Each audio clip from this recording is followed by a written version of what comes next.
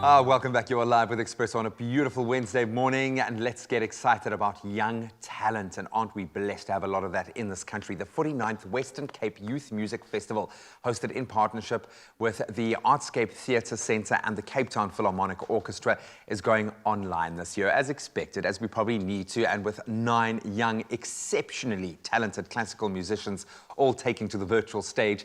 It's set to be an extravaganza. Joining us ahead of this event to share a little bit more about the show and the incredible work that it surrounds is Artscape's communications manager and good friend of our show, Simone Heradien. Welcome back. You look gorgeous. Thank you, and I'm so glad you described me as young talent. Thank you. But you are. You're young, you're talented, and you're gifted. So excited to have you guys here, even in this crazy year. So we know that all of us are kind of rolling with the punches, but so happy to hear that you are pushing ahead. Yes, absolutely. We have to keep the arts alive, you know, not just in South Africa, but all over the world. And art is there to entertain, but art is also there to give a message. Yeah. You know, we've just seen with the passing of one of our icons, Dawn Lindbergh, you know, the messages that they used to disseminate throughout the apartheid days. So yeah, that's what art is for. It's just not just for fun. On that note, though, also just taking into account the year that 2020 has been, why would you say that the Western Cape Music Festival, Youth Music Festival, is a highlight on the classical calendar? Well, it's been running for 49 years, and next year it will be 50, which culminates with the celebrating of the building being 50 years old. So hopefully there's going to be some big celebrations, you know, within all the rules and regulations next year. So yeah, it's definitely a highlight, and also the reason why it's a highlight on the calendar, because part of Artscape's transformation agenda, you know, is to put marginalized art forms back onto the platforms, and then obviously also giving an upstart to the youth. And so many youth has come through our classical training programs, the Youth Music Festival, the Youth Jazz Festival, for example, you know, our drama festival. So that is one of our ethos and our agenda is to give that platform to the youth so that they can go on and make a career internationally. I would love to know how many of our superstars now you've had a hand in terms of their trajectory and kind of, you know, their growth path, because it's vital that they get the time on stage, that they get that platform, that launching pad, if you will. 9 musicians involved with this particular festival. How do you go about selecting with the plethora, with the amazing talent that we have? How have you chosen this year's participants? Always difficult, because there's amazing talent. Obviously, they have to be classically trained. We have a group of mentors that select them, such as Aviva Pelham and Alistair Coburn. I mean, they're well-known names within the arts theatre. They've been in the industry for, like, you know, longer than I was even born, etc. So you know, so they are great to really choose the best of the best. It's difficult. I mean, if I just go back to the Youth Jazz, for example, when we had the selection there, we actually decided to give all the kids a chance because they were so great. But unfortunately, within the Youth Classical Music Festival, we can only select a certain few.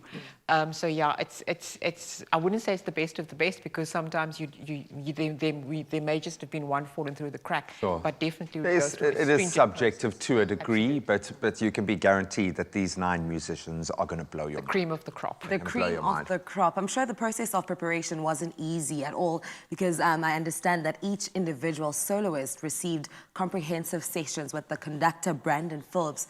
How was that process like? I think this year it was a bit challenging, but the children, well, the youth, handled it. I'll call them kids, man. They're kids. I'll say it till you.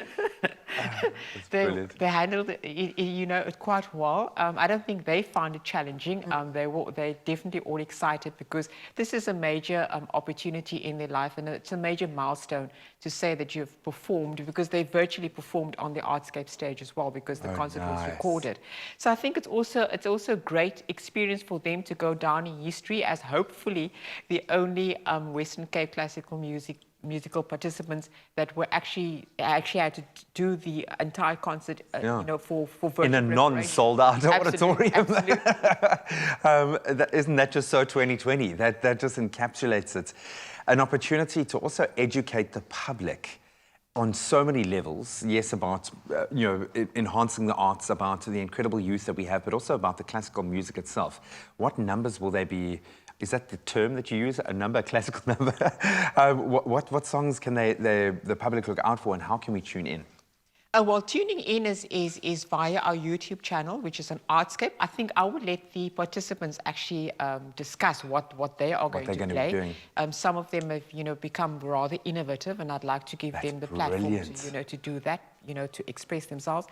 And yeah, they can watch it on the Artscape YouTube channel. So all details will be available on our social media platforms, which is Artscape Theatre on Facebook, Artscape Theatre on Twitter, and Artscape Theatre on Instagram. And they must just tune in from the 13th of December. And it's not a Friday, if I'm mistaken. And it's broadcast from 3 o'clock in the afternoon. So 13 at 3. 13 and at 3, you and can it's not a watch it Friday. any time of the night or day. It would make sense to have it on a Friday the 13th in 2020. Anyway, I wouldn't be surprised. But thank you so much for the work that you do in this space. It's absolutely vital. We have watched in awe as this talent has come through your ranks as well. So thank you for providing that.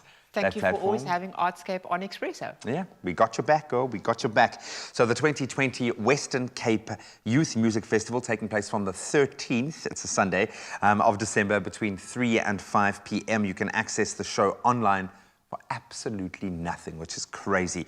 You can tune into Fine Music Radio 101.3 DM, or you can obviously stream on the Artscape's YouTube channel, which I really suggest you do.